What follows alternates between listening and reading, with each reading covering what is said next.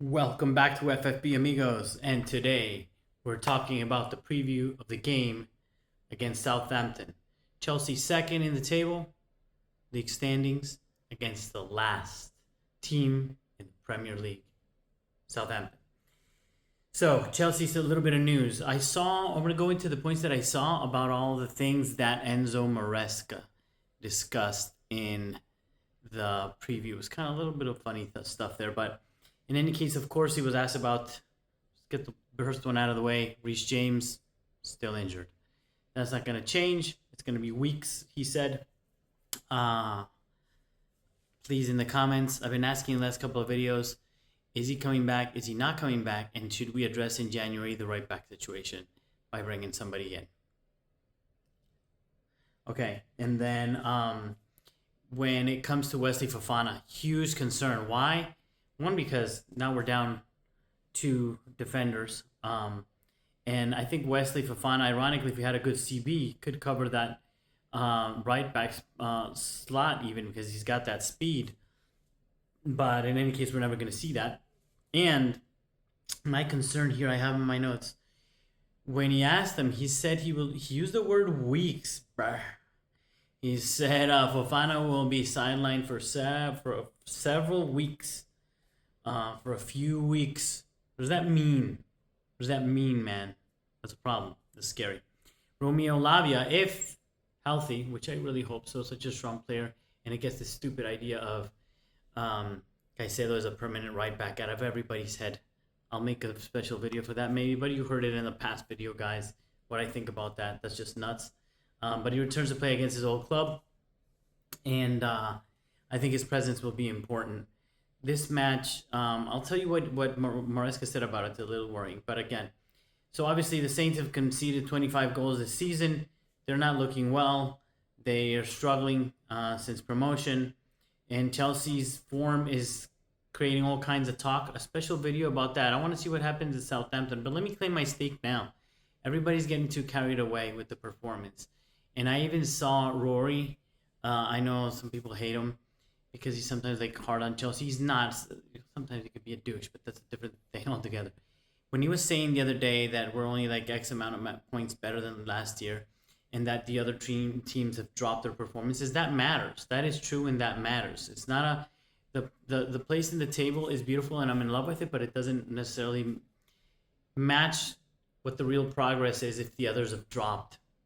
And they can pick up that up. We're seeing Arsenal do it, but we'll talk more about that. And then the historical performance at St. Mary's. Chelsea boasts a strong record.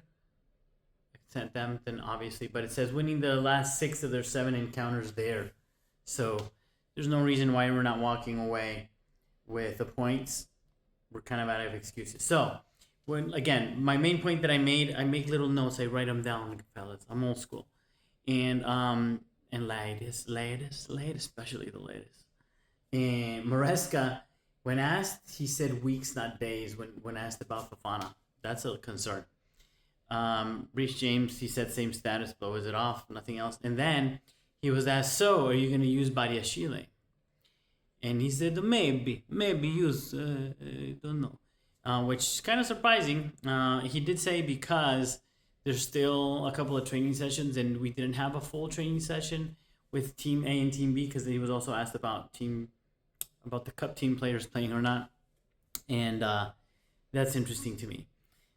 He gave a cheeky smile, as I wrote down, when asking about the title chances for Chelsea. And a lot of people say this, and I agree with it. And that's kind of what I was telling everybody, to slow your roll. I was actually really excited. And on the weekend, I had a party to celebrate Chelsea being back. By that, I meant to the top 4 race. Like solidly in the back top 4 race. Not into 2004, 2005 vibes or title race vibes. That's different.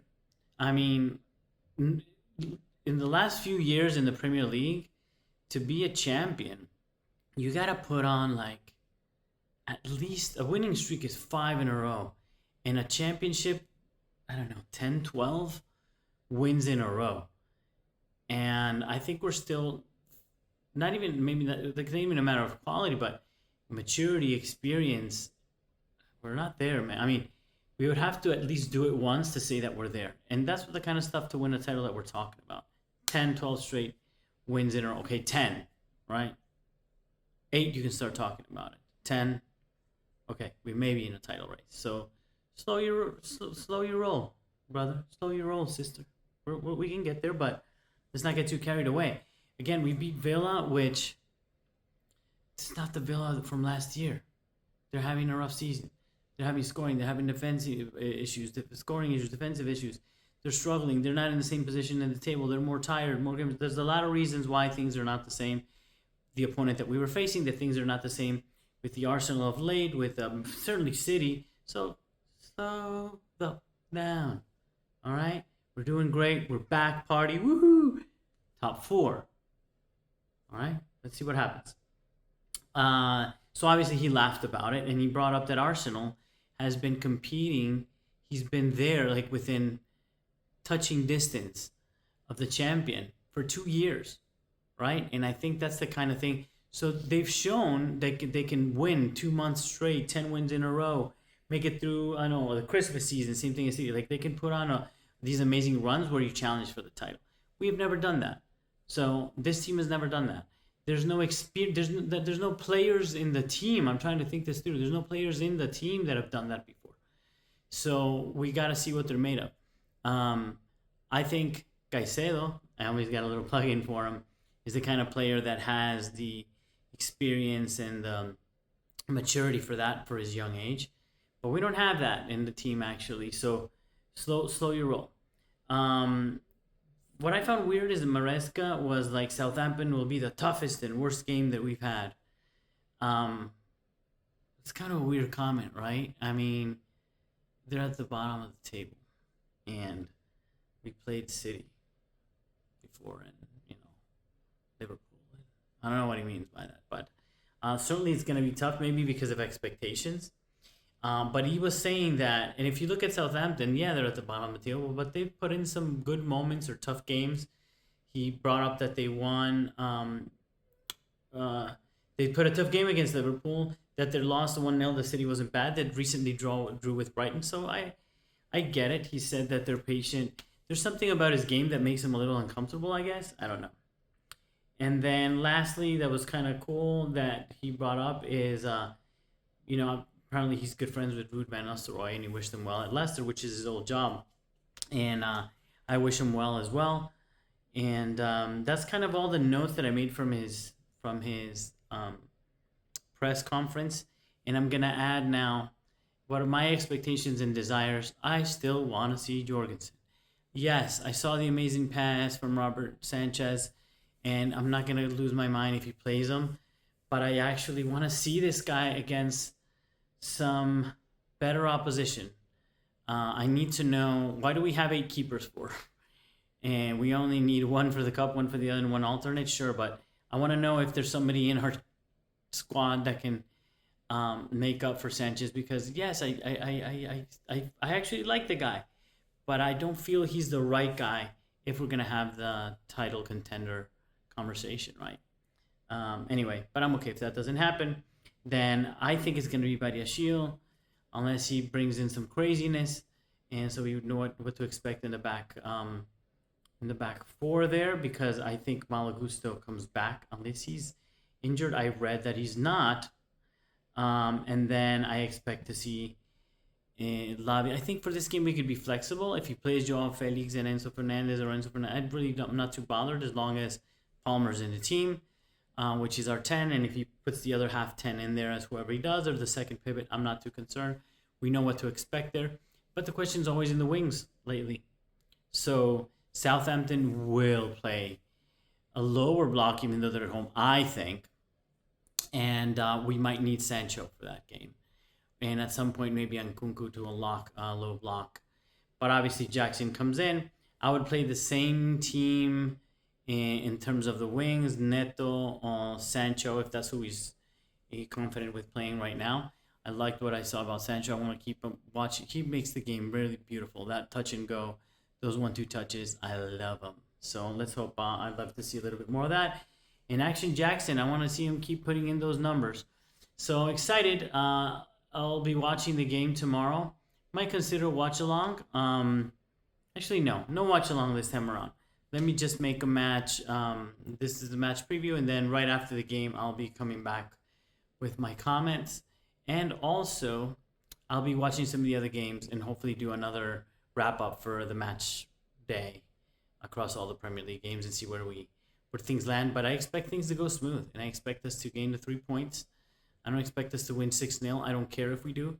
Although it would be good because goal difference kind of matters right now to sink Arsenal. And so let's go for that. But we just need the 3 points. We need to build a run. That's what we need to do right now.